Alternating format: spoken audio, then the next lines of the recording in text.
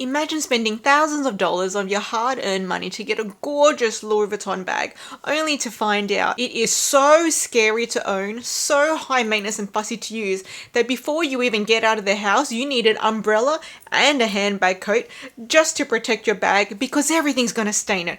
The oils on your hands, plain water, grease, perfume, anything could stain this bag. Does that sound like the type of Louis Vuitton bag you want to buy? Not for me, and I don't recommend it. Hey everyone, it's Lady Vintage Bags, your vintage designer handbag obsessed Aussie, and today I'm going to deep dive and geek out on Louis Vuitton's scariest handbags to own. And by scary, I mean ultra fussy, ultra high maintenance. And it's just so crazy that you may not even want to own them. You might just want to buy it and use it as a display piece in the home like a trophy.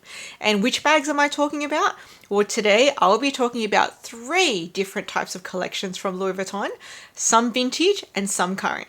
So first of all, the current Millesime handbag collection, the vintage Nomade collection, and the vintage or Vachetta collection. Now I want to bring up the question, what are Millesime handbags, Nomade handbags, and or Vachetta handbags, and are they the same thing?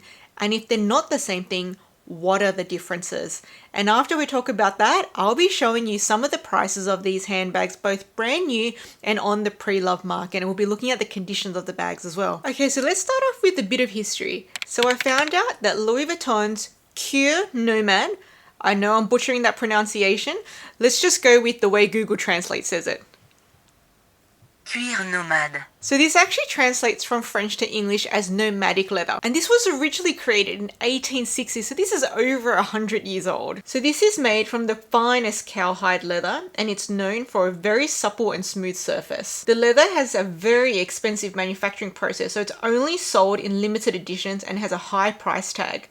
The leather has been pigmented and attains a lustrous patina over time. Now, if you're not familiar with the word patina, patina is actually an Italian loanword, which means shallow layer of a deposit on a surface, and is also derived from the Latin word spelt the same way, I'm not sure how it's pronounced, which means pan or shallow dish. So when used in the context of leather, the word patina is used to describe the aging process of high quality leather, which in the case of Vachetta means it's going to darken and form a lustrous and somewhat protective layer on the surface. Now, patina on leather goods are unique to the type of leather, frequency of use, and exposure. So the patina results on Vachetta leather like this, where it's darkened and become a bit lustrous, may be different to say this Hermes box calf leather, which is also lustrous but hasn't darkened. So on to the next question. What is Vachetta leather? Well, Vachetta leather is an iconic leather that's synonymous with the Louis Vuitton fashion house, often paired with monogram canvas, such as what's on my Boîtier PM from 2012, or also commonly paired with Damier Azur canvas. So this is what I learned about Vachetta leather. So while there's no formal definition, Vachetta leather is a type of full-grain vegetable tan leather made from cowhide.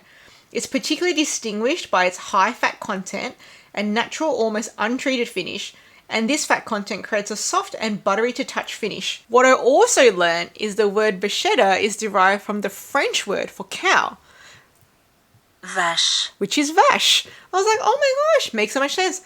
Cowhide leather? A cow is called a vache? Makes sense. Put it down in the comment section if you knew this etymology of the word Vachetta, because I didn't know. I literally just learned when I was looking up information for this video. Now, even though the word Vachetta is of French origins, the leather that they use is often from Italy, from the Tuscany region. Now, they do use Vachetta in its raw state, so it's not dyed, but it is vegetable tan. So that's why it's called raw cowhide leather. That, unfortunately, makes it very prone to staining of all sorts. Water, perfume, grease, oil from hands. So it can make it very fussy. So now, is Nomade leather and Vachetta leather the same thing, or is it a different thing?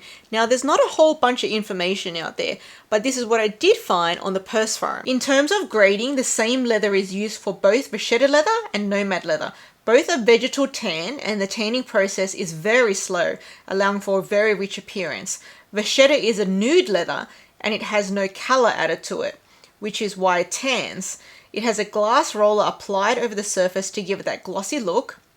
Nomade has a color applied. Not 100% sure, but I think Nomade leather is only sourced from Swiss hides. The thing about Vachetta being nude is that any imperfections cannot hide behind any dye or surface treatment, which means you can only use flawless skins. Sometimes you can see odd vein here and there, so you can usually tell the price of a bag by how much vachetta it has. So that's why a steamer is so expensive, because of the base. It's so hard to find a large area of flawless hide which has been tanned flawlessly. Now, I'm not entirely sure, but based off this person's opinion about what Nomade is versus vachetta, it seems as though they're not exactly the same thing. Potentially the base leather used for both of them is the same. However, vachetta leather is a nude, vegetal tan, but not dyed leather, whereas Nomade does have some pigments added to it. So the base color of a Nomade bag will be darker than the base color of an all vachetta bag.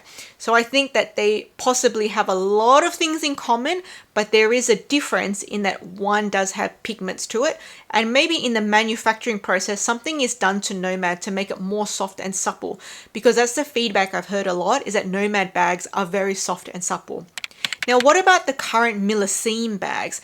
That is a very expensive collection, let me tell you that. Now, Louis Vuitton do offer some information on their website about it. It is the finest quality calfskin from the Domaine des Massifs, which is a company in France, which they source this leather from this collection. So featuring a wonderfully smooth exterior, each bag's unique tan is obtained through a specific tanning process in Tuscany, Italy, which uses a mix of minerals and vegetal tanning, ensuring the suppleness and naturalness of the skin.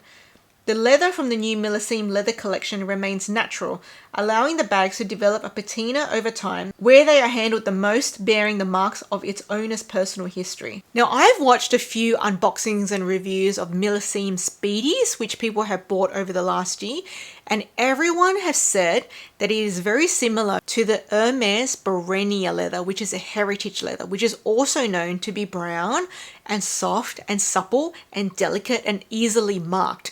So if anyone is familiar with Barenia, Millesime is very similar to that, apparently. So again, knowing this little piece of information, what is the difference between Vachetta, Nomade, and Millesime? Possibly they are all using the same type of full grain, very fine leather cowhide, sourced from different places. So the Millesime is specifically sourced from a company in France at the moment, and the type of pigment that it has to begin with. So Vachetta is very nude, very light, whereas the Nomade and Millesime seem to have some pigment or more color added to it. However, all three seem to be natural leathers that are not dyed, and they are all, because they're natural, able to go through a patina process. Actually, Louis Vuitton shows some pictures of what the Millesime patina is expected to look like. And interestingly, in the care instructions on the website for Louis Vuitton, they say, designed to enjoy for many years with a natural patina develops over time, we recommend special steps to properly care for the delicate Millesime leather. It is advised not to use any cleaning products, but rather wipe with a soft, lint-free cloth, especially in the case of contact with water. For optimal protection, we suggest you store the bag in its felt case in a dry room at room temperature and away from light. For any light scratches, massage the leather with your finger immediately after they appear, and for any stains or deeper scratches, we invite you to bring it back to Louis Vuitton's store to be maintained by the Maison's specialized artisans. As an additional means to preserve your product, Louis Vuitton offers a biannual personalized pampering service. That biannual service of pampering, or what I think is a bag spa, is that free? I mean, I think it's complimentary because these are very expensive bags. So I would hope it's complimentary. If anyone knows the answer to whether it's a paid service or complimentary, please put it in the comment section down below. So what do you guys think? Do you think they are the same base leather, or do you think they're different base leathers? I think it's from different places from which they source it. So we know that the Millesime, this comes from this specific place in France. The normal Vachetta, it could come from France, it could come from Italy. And the Nomade, let me know what you think. Same leather or different leather? So I think it could be the same same type of base leather and it's gone through slightly different manufacturing processes, let me know. Okay, so now let's take a look at some of the prices of the Millesime bags that I could find, and I could only find some on the Australian website. I went to the US Louis Vuitton website, I couldn't find any in the natural leather. I could only find it in the dyed leathers. So let me know US prices if you're aware of them. Now Lula Lux West did put out the expected European prices a year ago of those bags, so you can check out her video if you wanted to know what the recommended retail was going to be a year ago. Now currently on the Australian prices, I could find two pieces in the natural Millesime leather. Number one is the side trunk PM. Only the PM size was available. My gosh, the price. It is a whopping 10,900 Australian dollars. Oh my gosh, for the side trunk PM. This is nearly 2 times the price of the canvas side trunk PM and also nearly 2 times the price of their normal leather. I think it's also a calfskin, but like a less high quality calfskin. The canvas one is 5,700 Australian and the other normal leather one is 6,100 Australian. So to be 10,000 plus Australian, that is a huge difference. So that's what I mean by the Millesime is a very expensive collection. But from the reviews that I watched, everyone who bought it is in love with the leather and they are collecting it as a collector's piece. But you gotta have shmoney to be buying this bag. And I'm not the type of person that has $10,000 handbag shmoney. So I'm out of the game for Millesime bags. But I have to say it is gorgeous and I'm sure, as everyone said in the review videos, it is so gorgeous in person and it smells so good. Now the other bag that I could find was from the men's line and it's the Port Documents bag, which is a business bag. So it's the Port Documents Voyage PM and this is going for 11,500 Australian dollars. So this is nearly 3 times the price of the canvas version and over 2 times the price of the normal leather version, which I think is a calfskin. I'm not entirely sure. The canvas version is only 4,100 Australian dollars, which I know is still a lot of money, so why am I saying only? But compared to 11,000 plus, it isn't only. And the normal calfskin leather is 5,100. So that is a big jump from those prices to this 11,000 plus. Now, Louis Vuitton, they're getting into that Hermes price range, that Chanel price range. They're bringing up their leather game. I can tell you that. Now, what I saw for Australia in the earlier release was the Speedy, which Meredith had unboxed and a few other YouTubers in the US unboxed. Apparently, the No Way was also available and that was it. And the Alma was available in the US, but it was very limited in what was available in many different countries. So these are very special and limited edition bags. Now let's take a look at the vintage Nomade bag. So the Nomade collection would have been the next most similar collection to the Millesime bags. And because these are so old, you can see what these look like as they age and why they may not be worth it, because they can get stained. So let's start off with this heavily stained Nomade Alma. Now before I talk more about it, I do want to preface this by saying that some of the Nomade bags and the LV Vachetta bags, it can get mixed up as to which bags belong to which. So online, things can be mislabeled as Nomade when they're actually not, or mislabeled as just Vachetta when it was actually a Nomade bag. So I'm not entirely sure if these are labeled correctly, but I believe that this is a Nomade Alma PM. Now this is heavily water stained. As you can see, the water stains, it's everywhere. It's actually a little bit offensive. So this is what the bag will look like if you do not keep it in pristine condition. So if you actually use it, this can be the result. Now this is priced at about 1,000 Australian dollars. And so if you look at what the Australian price of a brand new Alma PM in the canvas is, it's over $3,000 at the moment. So this is about 1/3 of the price of a brand new Alma, which reflects a poor condition vintage bag. So I think the price is quite fair for this one, even though it's a rare and special piece. But just look at that. There's water stains everywhere. It's like someone dashed around in the rain with this bag and all the stories of the raindrops from that day have permanently set into the bag. Does it tell a story? Yes. Do I want to carry that bag? No. Now apparently this particular type of Alma was a special edition to celebrate the 80th anniversary of the Alma. So I thought that was nice. Now there's also this St. Cloud BB. Now when I say BB, I mean this is smaller than the PM. I have my St. Cloud PM here and it's only 16 centimeters across. This is the BB, which is even smaller and about only the size of my hand, my palm. Now this is priced at about 2,000 Australian dollars, which is more reflective of a special or higher price vintage piece. So you can see here, the overall coloring on this one is quite even. Of course there's stains because it's an older bag, but it is a lot more even than the Alma we just looked at. And check out the special hardware. So the Nomad ones always have special hardware. Look, I just have very ordinary square ring hardware here, but that Nomad one has a gorgeous LV shaped hardware on the side. Oh, tell me that's not divine. I love that. If I wasn't too scared to own a Nomad bag, I would buy that just to have the hardware. Tell me what you think. Okay, so this is an example of a better kept Nomad bag. Alma, badly stained. St. Cloud BB, better kept. So that's the contrast there. So you can see just depending on the condition of the bag pre-loved, it's going to be reflected in the price. If it's very well kept, it can be higher than retail of what an equivalent bag or equivalent type of bag is being sold in store now. But if it's like the Alma and it's offensively stained, it's going to be pretty low, which is like a third of a brand new bag right now. Now let's take a look at the LV Vachetta bags. Now a few of these are actually from the Japan 15th anniversary collection, so they have a bit of a special stamp to it. So let's start with this Speedy 30 handheld from the Japan 15th anniversary collection. So this one is priced pretty well, about 1,000 Australian dollars. If you compare that to an equivalent Speedy B30 brand new, which is over 3,000 Australian dollars, is about a third of the price. And you know what? The condition of this LV Vachetta bag is not that bad. It is pretty even. You know, there is some minor stainings, but it is nothing like that Alma. And you get that special pocket on the side. And plus it's a limited edition.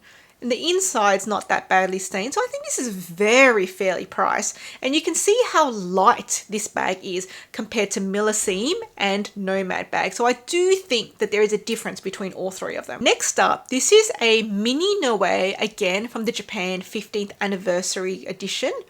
And this one also has the stamping on it with the Japan 15th anniversary. And this is ranked 7 to 8 out of 10. This is from Bagriculture. So this is going for $1,190 US, which is actually more expensive than a Canvas Petite Noe and Canvas Noe BB. So this one reflects the condition of the bag and how special it is and how rare it is. Now the next one is an example of a pristine near new condition bucket bag. I don't think this is from the Japan 15th anniversary collection because I couldn't see the stamping, but this is from Jill's consignment store, and it seems as though they suspect that the original owner never carried the bag. Just look at how beautiful and light the Vachetta is on this one. It is absolutely even. Even the original pouch looks even lighter than the bag. It looks like it's completely unused. That would be so scary to own. I would be too scared to even touch it with my bare hands. I would put on cotton gloves just to handle my own bag. That is too stressful for me.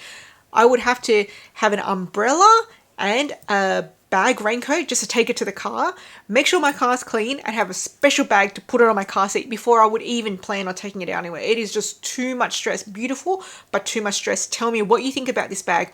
Would you add this bag to your collection, or would you stay away from this bag? Let me know what you think. Now the next one is a very special piece, not a part of the Japan 15th anniversary collection, but actually it was a collaboration with Dom Perignon, and it is a Dom Perignon single champagne bottle Vachetta carry case.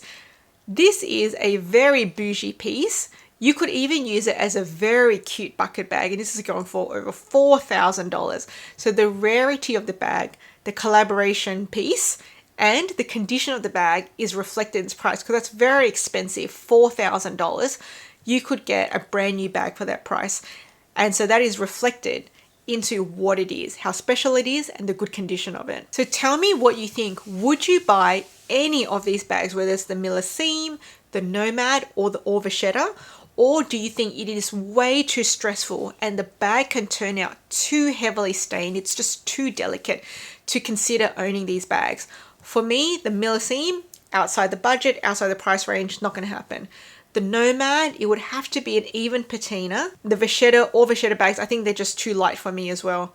So really, unless I'm planning on buying these bags as a trophy piece and handling them with cotton gloves, I think I will stay away from it, and I think they're not worth my money because I buy my bags to use them. Like, I don't mind darkened stained Vachetta. Like, look at that, that is darkened and stained, but I want to be able to use the bags, and that's why I buy canvas bags, because they're so low effort, whereas these bags are just too high effort.